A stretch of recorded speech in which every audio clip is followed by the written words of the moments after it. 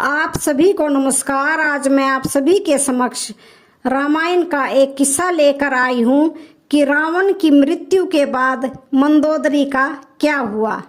रामायण के कई ऐसे पात्र हैं जिनके जीवन से जुड़ी बातें आज भी रहस्यमय हैं। इनमें से एक चरित्र रावण की पत्नी का है, जिसके बारे में कई रोचक तथ्य मिलते हैं। तो आइए जानते हैं रावण की मृत्यु के बाद उनके जीवन के बारे में। हिंदू महाकाव्य रामायण के अनुसार लंका के राजा रावण की रानी के रूप में मंदोदरी को वर्णित किया जाता है। रामायण में उन्हें सुंदर, पवित्र और पतिव्रता स्त्री के रूप में दिखाया गया है। उन्हें रामायण काल की सबसे सुंदर पंचकन्याओं के रूप में जाना जाता है और मान्यता है कि उनके नाम से कई बाधाएं दूर होती हैं। तो आइए जानते हैं रावण की मृत्यु के बाद मंदोदरी के जीवन के बारे में कुछ प्रचलित कथाओं के बारे में। रावण की मृत्यु के बाद पटरानी मंदोदरी ने क्यों किया देवर विभीषण से शादी का फैसला। रावण की मृत्यु के बाद उसकी पटरानी रानी मंदोदरी सती होना चाहती थी, लेकिन राम ने उसे ऐसा करने से रोक दिया। मंदोदरी बहुत ही धार्मिक विचारों वाली थी और ज्योतिष की प्रकांड विद्वान भी थी। आखिर क्यों इस पतिव्रता स्त्री ने देवर से शादी करने का फैसला किया। दशहरा खत्म हो चुका था। देश में जगह जगह रावण दहन हो गया। युद्ध में रावण की मृत्यु के साथ ही जब राम की जीत होती है तो उस दिन ही हिंदू धर्म में जीत की इस खुशी को दशहरा त्योहार के जरिए जाहिर किया जाता है। रावण के परिवार में दो लोग सीता के अपहरण और युद्ध के खिलाफ थे। वो थे भाई विभीषण और पटरानी मंदोदरी। दोनों बिल्कुल युद्ध नहीं चाहते थे और लगातार रावण को सीता को सम्मान पूर्वक राम को लौटा देने के पक्ष में थे, लेकिन ऐसा नहीं हुआ। लड़ाई हुई, उसमें रावण मारा गया। इसके बाद राम ने लंका का राजपाट रावण के छोटे भाई विभीषण को सौंप दिया। लेकिन क्या आपको मालूम है कि रावण की पटरानी मंदोदरी का क्या हुआ। आखिर क्यों उसने विभीषण से शादी करने का फैसला किया। कौन थी मंदोदरी। तो पुराणों की कथा के अनुसार मधुरा नाम की एक अप्सरा कैलाश पर्वत पर भगवान शिव की तलाश में पहुंची।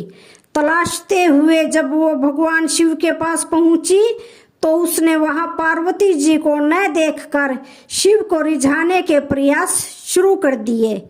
जब कुछ समय बाद पार्वती वहां पर आई तो उन्होंने मधुरा के शरीर पर शिव की भस्म देखी और वो क्रोधित हो गई। पार्वती जी ने मधुरा को श्राप दिया कि वो 12 साल तक मेंढक बनी रहेगी और कुएं में उसका वास होगा। मधुरा को अपनी गलती की कीमत चुकानी पड़ी और असहा कष्ट का जीवन शुरू हो गया। राजा मायासुर ने शापित अप्सरा मधुरा को बेटी के रूप में स्वीकार किया। उसे वो महल ले आए। उसे मंदोदरी नाम दिया गया। मंदोदरी अत्यंत रूपवान और धार्मिक विचारों की महिला थी। इस तरह मधुरा मंदोदरी बनी। जिस समय ये सारी घटनाएं घट रही थी उसी समय कैलाश पर्वत पर असुर राजा मायासुर अपनी पत्नी के साथ तपस्या कर रहे थे। दोनों एक बेटी की कामना के लिए तपस्या कर रहे थे। 12 वर्षों तक दोनों तप करते रहे। इधर मधुरा के श्राप का जब अंत हुआ तो वो कुएं में ही रोने लगी।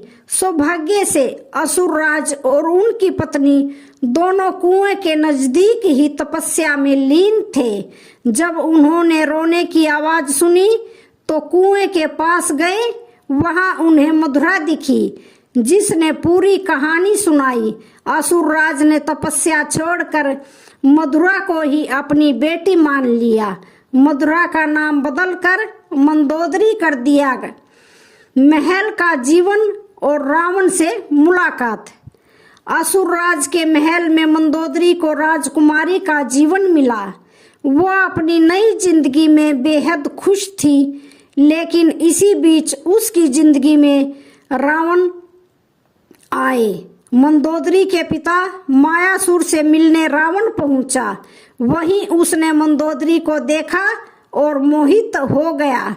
उसने मायासुर से मंदोदरी का हाथ मांगा। मायासुर ने यह प्रस्ताव ठुकरा दिया तो क्रोधित रावण मंदोदरी का अपहरण करके उसे लंका ले आया।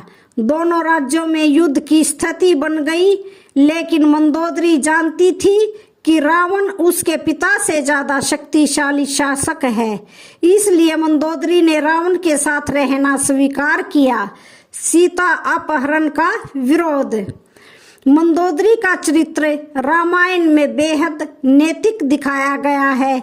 जब रावण ने सीता का अपहरण किया था, तब मंदोदरी ने इसका विरोध किया। मंदोदरी बार बार रावण को ये समझाने का प्रयास करती रही कि दूसरे की पत्नी का अपहरण अपराध है, लेकिन रावण नहीं माना। आखिरकार राम के साथ युद्ध में रावण की बुरी पराजय हुई। वह मारा गया और मंदोदरी विधवा हो गई। मंदोदरी के साथ भी रावण ने बलपूर्वक अपहरण करके विवाह किया था, लेकिन विवाह के बाद मंदोदरी सच्चे मन से उसके प्रति समर्पित हो गई। हालांकि उसने रावण को बार बार समझाने की कोशिश की कि सीता का अपहरण करके उसने बहुत बड़ा गलत काम किया है, उसे इस भूल को सुधार लेना चाहिए। विभीषण के साथ विवाह। रावण की मौत के बाद भगवान राम ने मंदोदरी को विभीषण से शादी का प्रस्ताव दिया था। उन्होंने समझाया कि विभीषण के साथ मंदोदरी की जिंदगी बेहतर रहेगी, लेकिन मंदोदरी ने इस प्रस्ताव को अस्वीकार कर दिया। कहा जाता है कि इसके बाद एक बार भगवान राम, सीता और हनुमान जी के साथ मंदोदरी को समझाने गए। तब ज्योतिष की प्रकांड विद्वान मंदोदरी को महसूस हुआ कि धार्मिक और तार्किक तौर पर सही देवर विभीषण से विवाह करना गलत नहीं होगा। ये महसूस होने पर उसने इस प्रस्ताव को स्वीकार किया। विभीषण से उसकी शादी हुई। हालांकि रावण की मृत्यु के बाद मंदोदरी के बारे में वाल्मीकि की रामायण ज्यादा कुछ नहीं कहती, लेकिन रामायण के दूसरे वर्जन में जरूर इस बारे में काफी कुछ कहा गया है। विभीषण भी पहली शादी के लिए तैयार नहीं थे।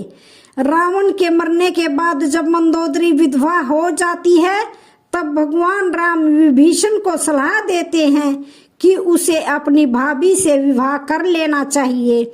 ये परंपरा उन दिनों में मान्य थी, लेकिन विभीषण के पहले से कई रानियां थी और वह इसके लिए बिल्कुल भी तैयार नहीं थे। ये भी कहा जाता है कि अगर विभीषण ये शादी कर लेते तो उन्हें भाई की जगह लंका प्रशासन का नैतिक अधिकार भी हासिल हो जाता। विवाह राजनीतिक और राजकाज से ज्यादा जुड़ा था।